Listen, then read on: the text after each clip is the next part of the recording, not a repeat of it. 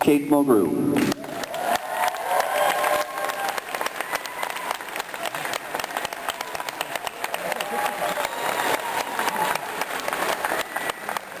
Hello, everybody. Come on in here now. Let's get going. Are you all Canadian? Oh, mon Dieu, mon Dieu. How many Canadians in the room? I have to say this. And first, I must tell you, it's been a comedy of errors getting here. I didn't get into my bed until 4 o'clock this morning. I got to my gate at JFK, and they said I'd missed it by 1 minute. I'm usually very polite.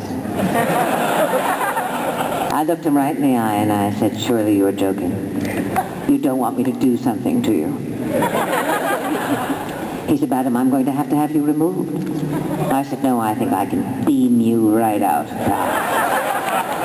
It didn't work. We had to take a puddle jumper to Buffalo.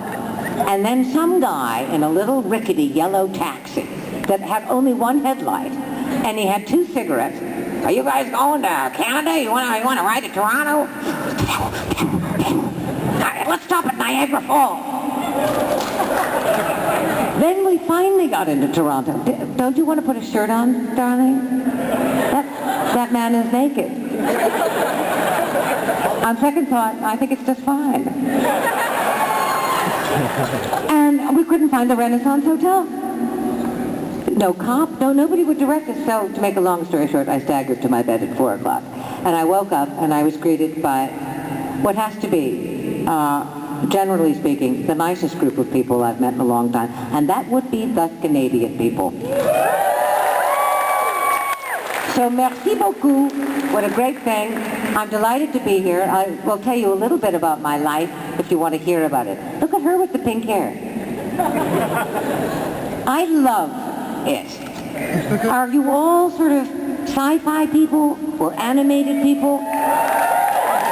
Oh, here's the $1 million question. Are there any Harry Potter people in the crowd? You know that I am very close to him now, don't you? I'm doing a play with Daniel Radcliffe on Broadway called Equus.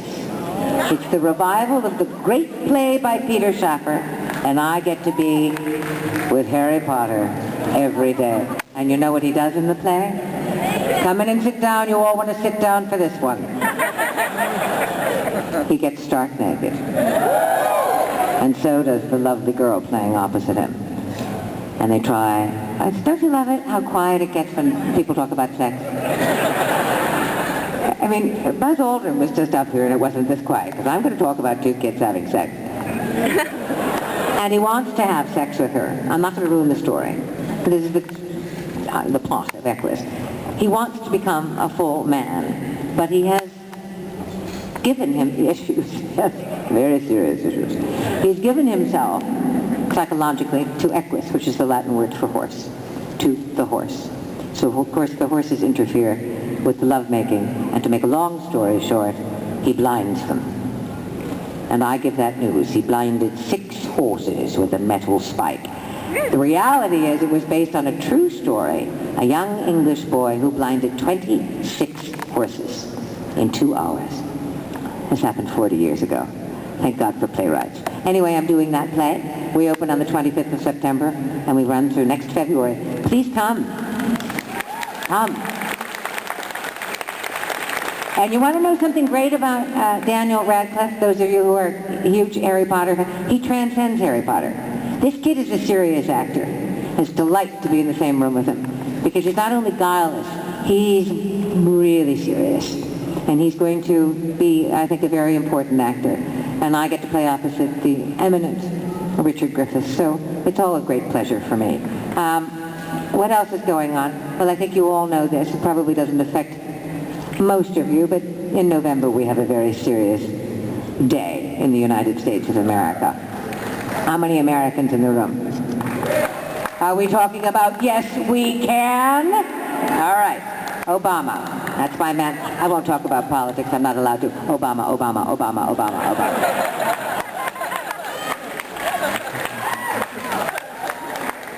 There's no choice, is there? We won't discuss the alternative, will we? Will we? No, I won't won't say anything bad about him. It's an exciting year, and it's a good year. I don't think, I'm at an age now, very nice, ladies and gentlemen, where happiness is something graspable. I think even when I was doing Voyager, happiness was elusive. I was ambitious to be a very good captain, to be fully prepared, to reach certain goals and standards that I'd set for myself. But now, I'm happy. I go to work, I go to the theater, I live in the city of my soul, which is New York City, the daddy of all cities. I have a very nice husband. I don't see him very much. We don't live together. I see him about every 2 or 3 weeks. Works like a charm, ladies. I've got 3 kids. They're up and out because I had them when I was very young. And they're great. I've got 2 sons and a daughter, a painter, a scholar, and a sort of meditation person. And I love my kids. It's a terrible understatement about children. You just die for your kids. That's it. Isn't it? It's all over. It's all over. How many have children? Not so many. Canadians are very smart people as well. At any rate, I think I'm having the time of my life. I'm in that little moment before I have to face old age with grace. I'm preparing for that, and I know that old age is not for sissies, but I'm still in that moment. I'd say I'm in, my husband very nicely says when he wants a head rub, you're in the late summer of your life, darling. I said, where does that put you? So late summer is lovely, balmy, and still beautiful, and I'm relaxed. So happy, and delighted to be here, and to be here because of something that gave me great joy. A lot of challenges, ladies particularly, and gentlemen, a lot of challenges trying to raise young children when you're working 18 hours a day on a series. It is known for its attractiveness to men. So I had to win first the demographic of men, young men especially, 25-year-olds. And I was of still childbearing age, and so it was difficult. I'm hearing myself. Can you hear the echo? Very irritating, isn't it? Is it irritating? No, it's sort of eerie, isn't it? How funny, when I lower it like this, there's no echo.